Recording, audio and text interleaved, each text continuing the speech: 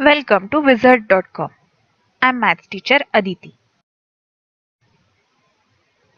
We have this question here. The radii of two circles are 18 centimeter and 20 centimeters respectively. Then the radius of the circle, which has its circumference equal to the sum of its circumference of the two circles is.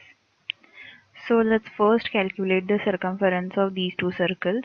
So circumference is given by 2 pi r. Therefore, sum of circumferences of given two circles is equal to 2 pi into 18 plus 2 pi into 20. So we can take 2 pi common, so we have 2 pi into 38. Now we have to find, and let's see, centimeters. Yes. Now we have to find the radius of circle whose circumference is equal to this sum.